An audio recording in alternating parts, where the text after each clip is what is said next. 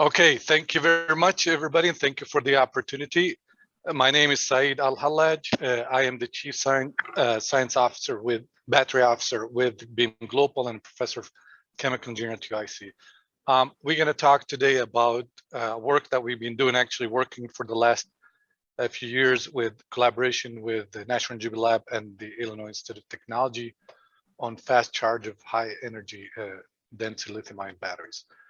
Just this is a quick outline. Basically, we're just going to walk you through some of the challenges, what we have done, and just to lay out some of the research work that we're doing, and finally, just give you some preliminary results and what we're planning to do next. So I know everybody's more interested in EV and passenger cars. In this work, we have several customers who are working in the eVTOL, which is the electric vehicle takeoff and landing. We think this is an industry that's growing significantly, and energy density and power density are very important. But on top of that, we found that with our customers that we're working with, fast charge is becoming more and more of a challenge. In those applications, we're using the conventional cylindrical cells, which, as you see in the bottom, we started with 18650 a few years ago. We transitioned recently to the 21700 5 amp hours that are common. And we are also looking into integrating the new generation that has been announced by Tesla and others, which is the 4680. The main driver here, as you can see in the bottom right, the charging time, which is currently used by cooling the batteries to room temperature and slow charge, takes about a few hours between cycles or between trips. Every trip that this vehicle takes between airports and downtown means economic revenue. And the downtime actually is a loss of revenue, which is becoming a problem. What we have presented here to our partners is basically a concept of fast charging the battery with the high energy density to 50% in less than 15 minutes, basically reducing the downtime from hours to 30 minutes. And the economic results for that or implication are significant when it comes to return investment, which can go, we can cut it in half from 7 to 10 years to 3 and 5 years. Of course, this is a trade-off, and in this work, we're going to show you some of the work, the technical background, and what we've done for the trade-off. The fast charge problems with high energy density cells, especially today, you can see that the 5 amp hour cells with energy density with NMC and some graphite with silicon is above 265 kilowatt hour per kilogram. It's well documented that fast charge can actually have major problems when it comes. I'm just going to move this. And it starts by lithium deposition in the electrolyte, then you can do it in the surface saturation, followed by plating and catastrophic short circuit. What the industry has been doing, actually, from an engineering viewpoint, is the first thing they're doing, besides looking at material, different alternate material that has fast charge capabilities, to look at engineering around the electrode by using thin electrode, which is fine. It can give you fast charge, but because of the low energy, you end up with high cost. With higher or thicker electrodes, they sacrifice your slow charge, but you can achieve low cost and high energy, which is fine for most industry. Our work here is looking at, okay, how can I enable fast charge without sacrificing the cycle life, safety, or even energy density? And our approach is actually basically is twofold. First, a thorough understanding of the electrochemistry of the high energy density cells, and understand how can we optimize their performance based on temperature, voltage, C rate, and window of operation. And to do that, you need a combination of battery management system, which combines the typical BMS or battery management system that has, protection and state of health, state of charge. Then also, if you combine that with passive thermal management, which I will explain in a bit, but basically phase change composite, which one of the former speakers alluded to, you can actually have a passive thermal management control. And then you combine that with thorough modeling and actually understanding of the cell electrochemistry, thermal and charge load. And you can come up with very good optimal charge discharge profiles, algorithm that actually can allow you dynamic charging to maximize the cell potential by helping with thorough understanding of the chemistry and thermal management. And the way to do that is, I think the previous speaker explained how phase change material works, but basically this is just a way to show that this is DSC of a material, one of our material, which is phase change composite that melts around 55 Celsius. And as you can see here, the implication here, as the temperature goes up, the thermal capacity due to latent heat start going order of magnitude higher. And if you manage to integrate that temperature and that curve here, which is unique for every material, then you can start getting a very good accurate thermal state of charge, which is very important to utilize the battery and to allow you to and way to predict how fast can you push it based on the electrochemical modeling combined with thermal modeling. We have actually been working on this for a long time. And these are what I call, these are the core benefits of phase change composite. If you look at the graph to the left, you can see that by surrounding the phase change material around cells existing in a high energy cell, you can allow it to extend the runtime by about 40% with just an addition of 8% mass. And basically just by extending, you see the one in red here, the curve, basically when the material stops melting, that absorb heat and allow you to extend the runtime or the flight time in the case of a drone before you hit the maximum temperature cutoff. Again, when you have that concept, then you can spread the material around the cells, and the graphite can move the heat fast from a failing cell in case of thermal runaway, and then can absorb it and kind of quench it, and the other cells do not exceed the thermal runaway in the graph on the right. But in the left, when you have air, you have domino effect of thermal runaway propagation. This work we've been doing with NREL for the last many years, and they have validated and published some of this work. The recent work that we're doing is actually basically on looking at fast charge. We look at cell characterization for commercial cells, and we started to looking at what, basically look at it from a techno-economic analysis. Can we come up with dynamic charge control or protocols that allow us to go to the next step, which is build prototypes with multiple cells and scale them and show that with integrating that in a integrated battery thermal management that takes into account both hardware and software algorithms in account with the thermal state of charge of the material that can allow you to do things with the high energy density cells around fast charge that is not possible with alternative active cooling systems.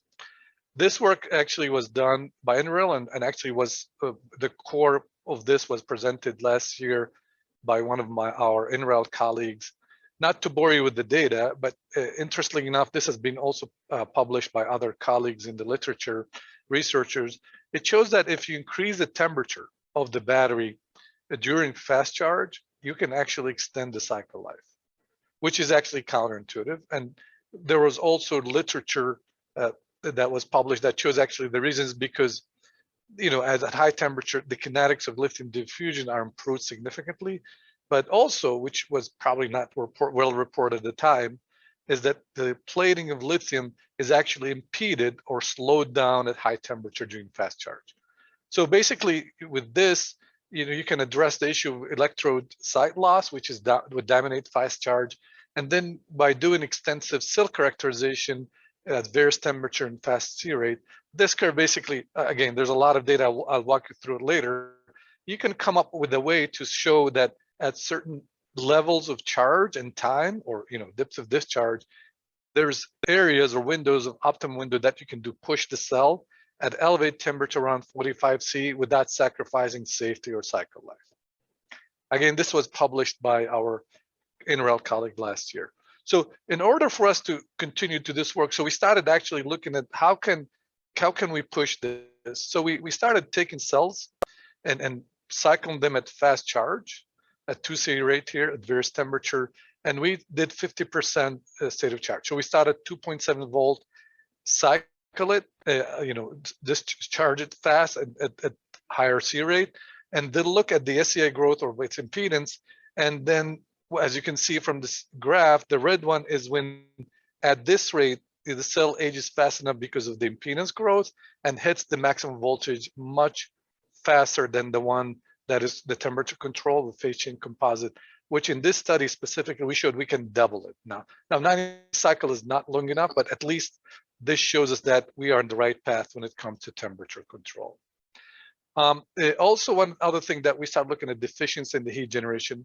And we did this testing, actually, interesting enough, we noticed that there's a lot of chemistry trickle, what's called tinkering with cell chemistry, especially in the anode side. This graph shows you basically there's certain cells that we tested commercial that we went through at 2C rate, and it was fine. But after, some of them actually stopped working after 2C rate. And we looked at the thermal or the thermal characterization.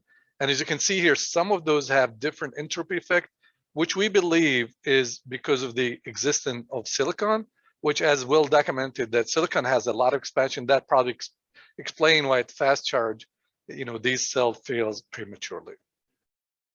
We then built sophisticated models that take into account how can we do, the two RC models, thermal models, to look at building sophisticated models for predicting the voltage, the cell capacity at fast charge. And those models were actually validated with experimental data at 2C fast charge. And you can see we're close to 90% efficiency at 2C rate testing. This is again to confirm that once you do that and you confirm the optimum window and temperature through extensive characterization, then you can start actually building models, thermal models, finite element models with 2RC models to actually start optimizing. And in this case, just an example, we looked at packaging, and you can see here, this is staggered design in pack 1, and the cell temperature between the maximum and minimum was actually high. It reached 10C, which is not good because you want uniform degradation, uniform temperature.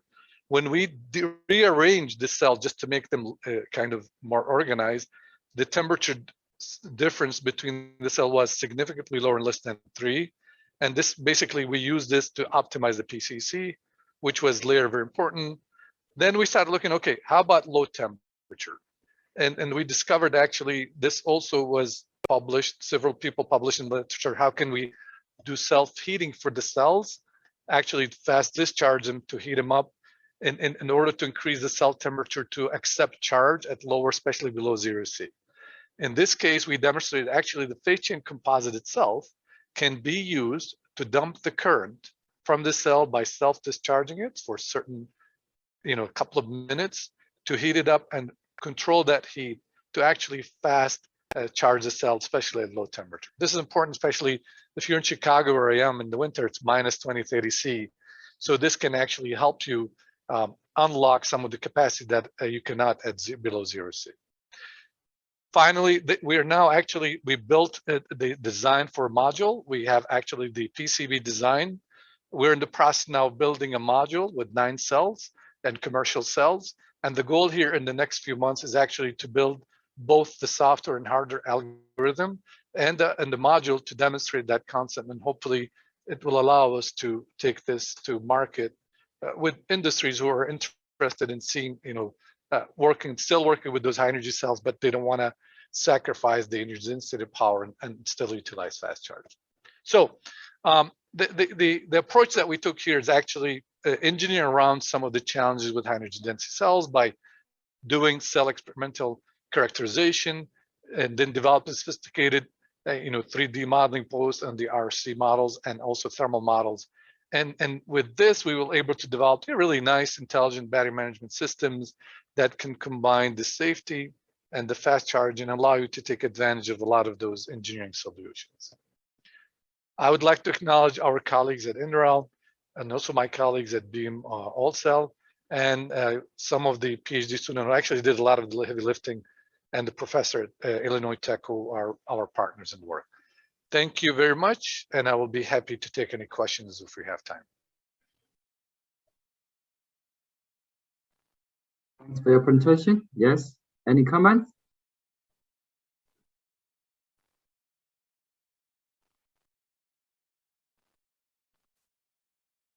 Okay, I may have one. Please. Okay, so I'm not sure you have the data about the temperature and uniformity of your module. Yeah. Okay. You mean across the module? Yeah, I'll share it with you here. Yeah, the temperature and uniformity. Is this what you're just? Okay.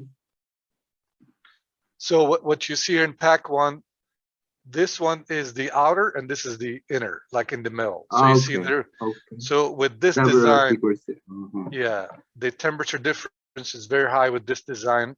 But when you change the packaging, you can see that it collapsed to less than 3 degrees difference. Okay. Oh, great. Yeah. Thank you. You're welcome.